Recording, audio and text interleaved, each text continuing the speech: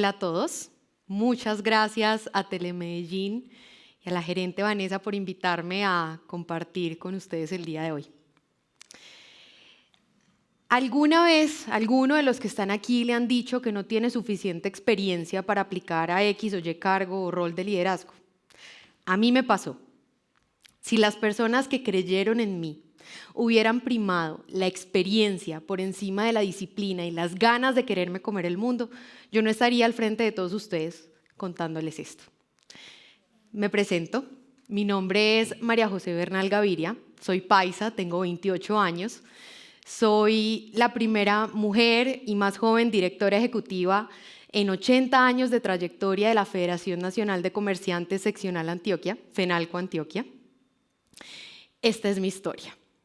Quiero darles un poco de contexto primero. FENALCO es un gremio que reúne más de 18.000 empresarios en todo el país, 28 oficinas en todo Colombia. Tenemos en Antioquia más de 38 sectores económicos que representamos y tenemos presencia en más de 30 de los 125 municipios de Antioquia. Es un gremio hermoso, fuerte, que tiene principios claros y ayuda a potenciar, relacionar y darle vocería, incidencia a los empresarios del país. Voy a empezar un poco con mi historia. Desde chiquita yo era una persona muy activa, me encantaba hacer de todo, me metía a cuanta clase podía. Yo era la que se ponía el horario militar, mis papás eran los que me decían, descanse un poquito, cójala más suave. Mis papás pues me criaron con dos estilos muy diferentes. Mi papá es empresario, ha trabajado toda su vida, se ha hecho a pulso desde cero. Mi mamá es una académica del mundo de la salud y ha forjado también con mucho trabajo su carrera a nivel nacional e internacional. Entonces crecí con esas dos caras. El pragmatismo, el amor por la empresa privada, los negocios, ser conciso y también el rigor técnico y estudiar constantemente. Yo en el colegio decido entonces estudiar economía. Estaba entre derecho y economía, pero me incliné por economía porque yo quería saber por qué los economistas decían esas cosas que inicialmente eran contraintuitivas. Que el salario mínimo es muy alto, que la inflación implica estos y estas otras cosas en el bolsillo de los colombianos, todo eso. Suponía un reto mayor estudiar economía para mí que derecho y dije, me voy porque yo quiero pensar como un economista. Elijo estudiar economía, llego a la Universidad de AFIT con el mismo chip con el que llegué desde el colegio. Hacer un montón de cosas, aprovechar la universidad, me aterraba el estudiante que era de la casa a la universidad y de la universidad a la casa sin hacer nada más, al salón de clases y ya. Yo era monitora, asistente de investigación, yo estudio música desde los 2 años, participaba en el grupo de jazz, que todavía soy parte como egresada del grupo de jazz. Hacía un montón de cosas, pasaba hasta 14 horas diarias en la universidad y era demasiado feliz. Entre esas, en un semillero de investigación, nos propone una profe que abramos un grupo de libros de economía. Nadie alzó la mano, no sonaba tan chévere. El reto era leer libros de economía clásicos más allá de los papers y los textos guías que leen los economistas, que son más rígidos. Entonces yo dije, listo, vámonos con toda. Nadie quería, éramos 3 personas y ya. Mandamos una encuesta a toda la escuela de economía, a todos los profesores, y solo uno de esos profesores nos contestó y nos dijo, vengan a mi oficina. El profesor me preguntó qué era lo que yo quería hacer, que por qué. Yo le dije, profe, queremos salirnos un poquito de la caja y estudiar qué es lo que los economistas dicen y por qué y cuál es el origen de ese pensamiento. Y el profe me dijo, yo no solo le voy a recomendar libros de economía, sino que voy a apadrinar ese semillero. Ese profesor hoy sigue siendo mi mentor, es Luis Guillermo Vélez Álvarez. Él ha sido un gran economista, experto en diferentes mercados. Hace poco incursionó en el mundo de la política y es concejal de Medellín, aportándole mucho a esta ciudad. Y realmente con él estuve durante 3 años de mi vida cada semana leyendo libros de economía. Y no cualquier libro, leíamos Adam Smith, Mises, Hayek, Menger, libros que forjaron muchísimo mi forma no solo de ver la economía, de analizar los mercados, de entender mi carrera, la que estaba estudiando, sino también me cambiaron profesional y personalmente. Todos fueron una gran escuela de pensamiento para mí en los principios de la libertad económica. Y ahí empiezan muchas cosas que hoy ya vamos cosechando y que sé que van a seguir rindiendo muchos frutos en el futuro. Después de eso empiezo a indagar mucho más, encuentro una organización de estudiantes que se llama Students for Liberty, una organización que defendía la libertad económica, 5.000 estudiantes basada en Washington, en todo el mundo, y lo que hacían era hacer eventos para hablar de libertad en las diferentes universidades. En Colombia no había nadie en ese momento, entonces retomo yo la organización, empiezo sola. Poco a poco, con trabajo de hormiga, llegamos a ser 50 estudiantes en 10 ciudades del país.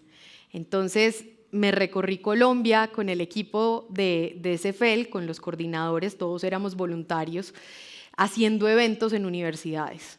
Si nos cerraban la puerta X decano porque no se podía hablar de capitalismo, sino de socialismo, pues entonces nos íbamos a hacer picnic en la universidad, en la parte de atrás, o nos íbamos a una biblioteca, o mirábamos cómo podíamos solucionar. Pero ahí fuimos forjando una generación de jóvenes que hablábamos de libertad económica en espacios que a veces podían ser un poquito adversos, como la academia, no toda, pero sí muchos lugares, muchas universidades en las que se rechazan un poquito estas ideas de libertad económica. Entonces, fue una experiencia maravillosa. Pude viajar a Mongolia, hice una presentación sobre libertad económica y aprendí muchísimo. A la par, conocí muchas personas, entre esas empresarios que les gustaba hablar de libertad económica. Y empezamos a tomar tinto cada 15 días, 20 días para tumbar el país y volverlo a armar, para hablar de libertad económica. Y bueno, eso siguió así. Yo me fui de intercambio, estuve un semestre en Corea del Sur, fue una experiencia muy enriquecedora. Pude dar clases de inglés, viajé mucho, aprendí un montón. Volví a Colombia, hice mi práctica. En la práctica tuve que trabajar mucho con datos, con mercado laboral. Me empezó a gustar mucho ese tema y en la tesis del pregrado y también en la tesis de la maestría que posteriormente hice, me dediqué a investigar sobre mercado laboral. Ahí identifiqué dos cosas. La primera, en Colombia es muy difícil no solo generar empleo formal, sino sostenerlo en el tiempo. Es bastante costoso, por eso tenemos una informalidad tan grande. Y también identifiqué un segundo reto, que era que los economistas hablamos muy enredado, pensamos que todo el público que nos escucha también es economista, no conectamos, no tenemos un mensaje cercano, pero muy necesario es que nos escuchen y que entiendan precisamente este primer reto que les comenté, y es por qué es tan difícil generar empleo formal en Colombia. De ahí surge un hashtag que empecé a usar en mis redes sociales, que es hashtag Dejen Camellar. Porque en vez de ponerme a decir, simplifiquen el marco regulatorio y bajen la carga tributaria a las empresas, es más fácil decir, dejen camellar, que sea fácil hacer empresa en Colombia. Entonces, ese fue un gran aprendizaje que, fruto de mi estudio en mercado laboral, tuve. Yo me gradúo de la universidad, empiezo a trabajar en la empresa de mi familia. Yo trabajo con mi familia desde los 7 años, me encanta. Somos comerciantes también. Después empiezo a trabajar en Libertank, un centro de pensamiento que defiende la libertad económica en el país. Y estuve un poquito en el mundo de los medios. Era redactora para Colombia, para un medio en España que se llama La Gaceta de la Iberosfera. Estaba haciendo ese montón de cosas y ya retomó un poquito Fenalco, qué estaba pasando. Fenalco tuvo un gran líder durante 17 años, el doctor Sergio Ignacio Soto, un líder que lamentablemente falleció en un accidente, que dejó una huella impresionante en nuestro gremio, en la ciudad, en la región, en el país. La organización tuvo varios cambios y en el 2021, se abre la vacante para la dirección ejecutiva de Fenalco Antioquia. Entonces estos empresarios con los que yo en la universidad tomaba tinto para tumbar el país y volverlo a armar, para hablar de libertad económica, me buscaron y me dijeron: María, nosotros queremos que tú participes en el proceso para la dirección ejecutiva de FENALCO Antioquia. Entonces ahí, pues obviamente quedé plop, ¿qué hacemos? Y lo pensé y les dije: listo, vamos con toda, pero yo pongo 2 condiciones. La primera: tengo 23 años, estoy a punto de cumplir 24 años, para nadie es un secreto, yo no tengo 15 años de experiencia laboral, yo no sé muy bien cómo funcionan los gremios, pero nos vamos con toda y esto es lo que hay. Experiencia laboral prácticamente no tengo, pero tengo gran capacidad de trabajo. Y la segunda, que era la más importante para mí, es que les dije: yo me debo a un discurso claro de libertad económica. Yo sé que los gremios generan incidencia, influyen en la construcción de políticas públicas, sientan posiciones, pero de mí, de este pechito, no esperen que vaya a salir a favor de más subsidios, más aranceles, más impuestos, ese tipo de cosas, más regulaciones para proteger X o Y sector, porque ese no es el discurso que yo tengo, eso es anti-dejen camellar. O sea, aquí vamos es pro-dejen camellar. Me dijeron: tranquila, haz el proceso. Bueno, fue un proceso juicioso, hubo varios candidatos. De ahí pasamos 5 personas a entrevista y de esa entrevista pasamos 3 en una terna a Cazatalentos y finalmente la Cazatalentos se inclinó por mí. Entonces ya empieza pues todo lo que fue la travesía FENALCO y cómo llego, obviamente, pues a ser la líder de una organización en la que las únicas personas menores que yo eran los practicantes. Fue un reto grande, pero espectacular. Les voy a contar un poquito esos retos que tuve. ¿Cuáles fueron esos retos? Un poco más a nivel profesional, pues primero, ganarme la confianza de 2.000 empresarios de 38 sectores económicos diferentes. Cada uno tira para su pedacito, obviamente, queremos esto, necesitamos aquello. Uno no tiene un diplomado, una maestría en 38 sectores, pero sí tiene toda la capacidad de escuchar, de ver qué puentes podemos juntar, qué podemos hacer, qué soluciones podemos buscar. Y con mucho trabajo, con escucha, con una puerta abierta que constantemente está ahí para que el que quiera llegar a la oficina para conversar, llegue y podamos intercambiar ideas, pues logramos tener esa confianza de los empresarios. Claramente era un reto, porque ya el segundo reto era inspirar a un equipo que había pasado por muchos cambios, diferentes tipos de liderazgo, y como les dije, pues la brecha generacional en algunos casos era grande. Entonces ahí entendí que había también que tener esa conversación generacional. Yo no llego a refundar una empresa, pero no llego tampoco a dejarla igual que como está. Empezamos a entender cuál era la esencia de FENALCO y a entender todos los procesos, cuáles retos se tenían con los afiliados, con los servicios, qué necesitábamos en temas comunicacionales, en temas de representatividad, de incidencia. Y realmente el equipo de FENALCO es espectacular, es un equipazo de trabajo. Otro reto, por supuesto, fue renovar la marca. Renovar la marca en varios aspectos. Primero, comunicacionalmente, cómo nos hacemos más cercanos, cómo pasamos de bajen el marco regulatorio y simplifiquen para las empresas, pasamos al dejen camellar. Y cómo hacemos que ese dejen camellar, esa esencia pase por todo lado, que los empresarios se sientan cercanos y que tienen la posibilidad de conversar con nosotros y que este es su gremio. Y también renovar la marca abriéndola a nuevas generaciones. No solo segundas y terceras generaciones de las empresas, sino también jóvenes de universidades, de colegios y también emprendedores. Siempre que voy y converso con jóvenes de colegio y universidad, les pregunto: ¿quién conoce a FENALCO Antioquia? Y alzan la mano unos 3, 6. Si alzan esa cantidad, yo me doy por bien servida y les digo: ustedes son el motivo de mi trabajo. porque en realidad ahí está el reto. Los gremios tenemos que transformarnos, tenemos que hacernos mucho más cercanos y que no seamos los que toman tinto para allá y no conocen la necesidad del empresario y no hablan los lenguajes de los nuevos empresarios. Entonces ese también ha sido un reto grande. Otro reto es que Fenalco Antioquia no sea Fenalco Medellín, que sea realmente Fenalco Antioquia. Las regiones, nosotros hace más de 20 años tenemos presencia en Oriente y en Urabá, y la descentralización se tiene que dar a todo nivel. Cuando nosotros hablamos de Fenalco Urabá, no puede ser Fenalco Apartado, tiene que ser Fenalco Urabá. Fenalco Oriente no es Fenalco Río Negro. Ojalá en un futuro Fenalco Oriente, los 23 municipios, por ahora estamos en el altiplano, y también en el área metropolitana, no es Fenalco Medellín, es los 10 municipios del área metropolitana. Estamos soñando con llegar a las 9 subregiones de Antioquia y a los 125 municipios y sé que lo vamos a lograr. Entonces, Fenalco Antioquia no es Fenalco Medellín, es Fenalco Antioquia.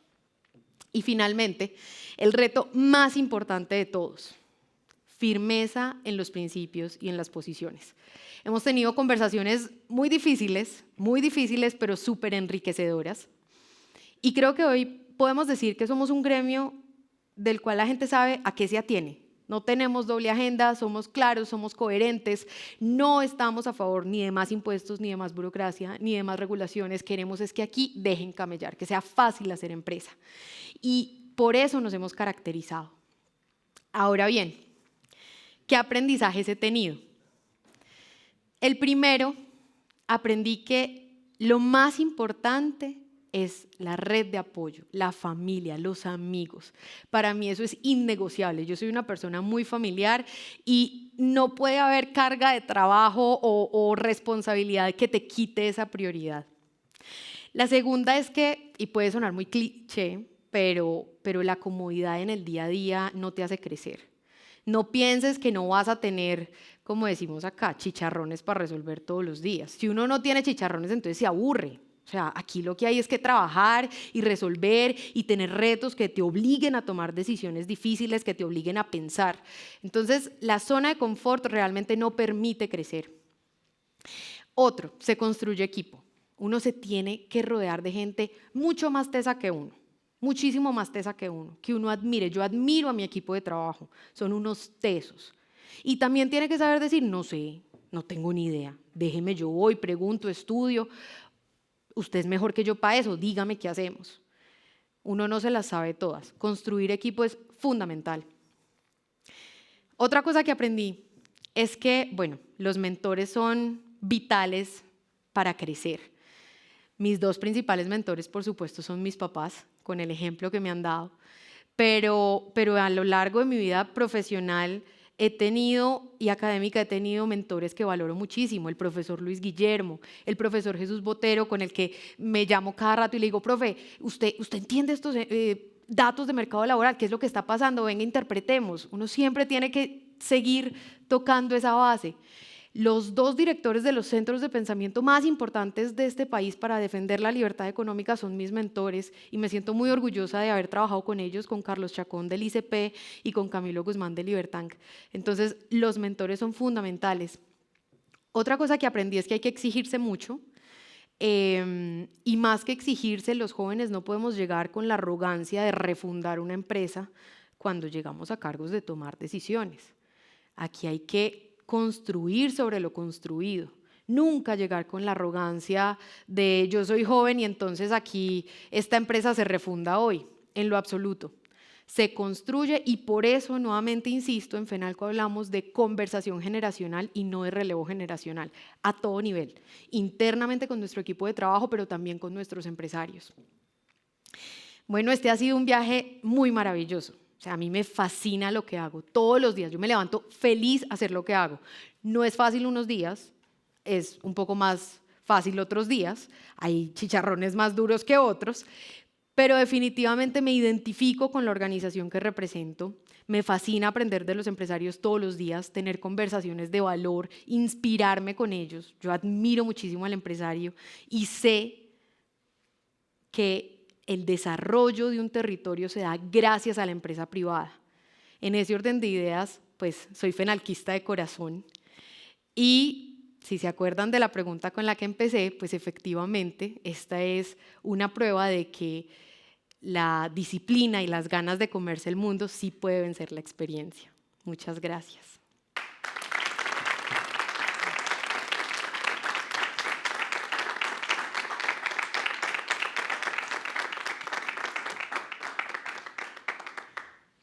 María José, mi nombre es Juan Moreno. Yo quiero saber qué método tienes tú para convencer a los empresarios, porque si bien, o sea, para nadie es un secreto que los empresarios de Antioquia son unos dones, don fulano, don perano, de toda la vida, y me imagino, y ellos hablan de frente, ellos pues no se andan con rodeos, entonces te dicen, usted de 23 años, ¿qué me va a venir a mí a enseñar no sé qué o a decir tal cosa? O esa muchachita sí sabrá de lo que está hablando. O sea, ¿cuál es tu método para convencerlos y para darte tu lugar en Fenalco? Bueno, ya tenía 24. Escuchar. Mi papá dice que el 50% de los problemas se resuelven escuchando. Y es verdad, ya. Realmente escuché mucho a los empresarios y pues yo entiendo, es legítimo, o sea, una niña de 24 años asumir el liderazgo de tantos sectores y pues entiendo que había muchos ojos puestos en la institución en ese momento y sé que pues hay una responsabilidad muy grande todo el tiempo, pero los escuché mucho y a pulso y con disciplina y con trabajo pues me gané ese lugar. La verdad es que no hay una varita mágica, pero sí sé y me reconozco como una persona que escucha mucho. Entonces no llego a decir no y ya. No, venga, ¿qué necesita? ¿En qué le puedo ayudar? Ojo, hay cosas que no son negociables, pues ya hablamos de los principios de libertad económica y demás, pero buscamos alternativas y también pues hacer sentir al empresario no solo escuchado, sino que este es su gremio y que estamos trabajando codo a codo para que crezca su empresa. María José, qué placer que estés aquí en Telemedellín y sobre todo en este proyecto de conocimiento, de esa transferencia de conocimiento que es Telemedellín Academy. Para nosotros de verdad que es un orgullo tenerte. Me siento muy identificada con muchas cosas, ya no estoy tan joven como cuando empecé, pero me siento muy identificada y hay una palabra que a mí me retumba mucho, sobre todo en la economía y en muchos momentos de la vida, que es la incertidumbre, ¿cierto? La incertidumbre pasa mucho, la incertidumbre económica, política, lo que se vive en el día a día, como además en roles administrativos, gerenciales, directivos, se aprende a vivir con esa incertidumbre, porque creo que hoy todos estamos con este tema de incertidumbre, pero siempre pienso que de todas las crisis hay oportunidades de cómo convertir esa incertidumbre en algo positivo, pero ¿cómo lo has vivido y cómo lo manejas? Una pregunta corchadora. No, no es fácil. A ver, yo creo que todos todos en general, pero cuando estamos en cargos de liderazgo, de tomar decisiones, pues la incertidumbre es parte del día a día, ¿cierto? Yo creo que uno se tiene que cuidar mucho a uno mismo, cultivarse como líder.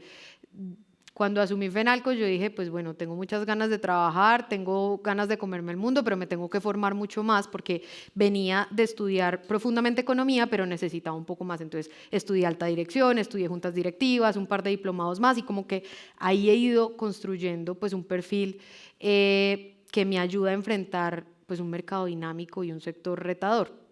Pero aparte, la red de apoyo es fundamental. O sea, la familia, los amigos. Uno no es el trabajo y el trabajo no es uno. O sea, realmente hay que cultivarse también como persona. A mí, por ejemplo, el jazz, pues el hecho de cantar me distrae de todo y me fascina y me desconecta. Entonces creo que en ese sentido cultivarse mucho uno mismo. También, pues a nivel personal y también a nivel profesional, estudiar, capacitarse, capacitar al equipo. O sea, aquí que hay gente del equipo sabe que soy la más intensa con, venga, vamos a estudiar inteligencia artificial entre todos para que nos volvamos más productivos, para que hagamos mejores cosas, para que tengamos tiempo de pensar y no hacer tanta cosa operativa.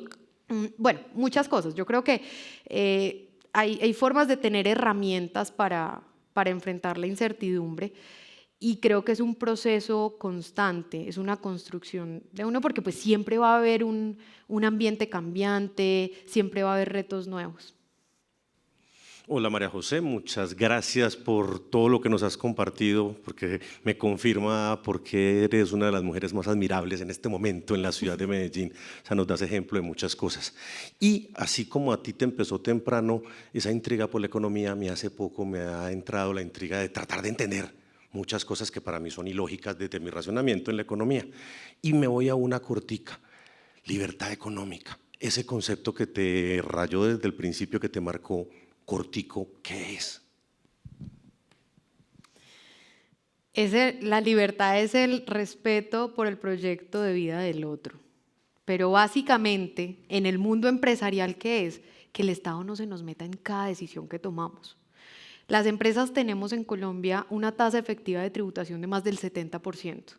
Y en promedio, según el índice de burocracia de Atlas y el ICP, una empresa en Colombia dedica 755 horas al año a atender trámites. O sea, no hay nada más antidejen camellar que eso, ¿cierto? Entonces, las restricciones al libre comercio, o por supuesto hablar de seguridad y defensa, ese es el rol fundamental que debe cumplir el Estado. Hablar de un Estado poco burocrático, pequeño y que se concentre en lo que realmente tiene que concentrarse, es parte de hablar de libertad económica. Eso es un poquito más aplicado al día a día de las empresas y a lo que nos motiva a nosotros todo el tiempo a conversar en FENALCO. ¿Y hay algún ejemplo a nivel mundial de un país, un sector o algo que digas tú, esto es lo que debería ser libertad económica? Sí, hay varios, pero yo creo que hay uno muy sonado ahora y reciente que es Argentina.